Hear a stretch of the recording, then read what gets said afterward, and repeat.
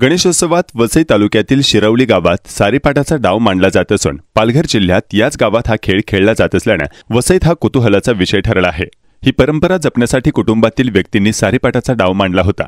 महाभारतात खेळला गेलेला सारीपाट द्यूत हा खेळ, ज्या खेळाचे दर्शन आताच्या काळात जय मल्हार मालिकेतून अवघ्या महाराष्ट्राला झाले, तो सारीपाट खेळ गणेशोत्सवाच्या दिवसात वसईतील शिरवली या गावात खेळला जात आहे।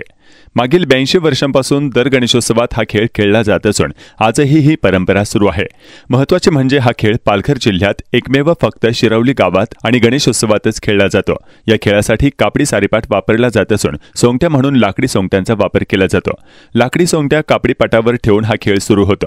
तसेच फासे म्हणून कवड्यांचा वापर केला जातो। ज्याप्रमाणे खेळाडू कवड्यांचं दान घेतो त्या दानानुसार सोंगटी पटावर चालवली जाते। हा खेळ 2 गटात खेळवला जात असल्यामुळे ज्या गटाच्या सोंगट्या सारीपाटाच्या मध्यभागी जातील तो गट विजयी होतो। तर एका गटाने सोंगटी मारल्यानंतर दुसऱ्या विरोधी गटाने त्या गटाची सोंगटी मारली तर हा खेळ बरोबरीत सुटतो। तर काही वेळा दान जास्त पडल्यामुळे भूत उडते, त्यावेळी या खेळाला मोठी गंमत येते।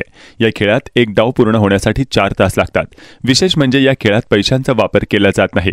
अत्यंत खेळीमेळीच्या वातावरणात व एक उत्सव म्हणून मागील अनेक वर्षांपासून गणपतीत जागर व्हावा म्हणून करमणुकीसाठी हा खेळ खेळला जातो। आता आधुनिक काळात तरुणांच्या हातात स्मार्टफोन असताना सुद्धा मोकाशी परिवारातील तरुणांनी ही परंपरा जोपासली असल्याचं विनोद मोकाशी यांनी मीडियाशी बोलताना सांगितलं।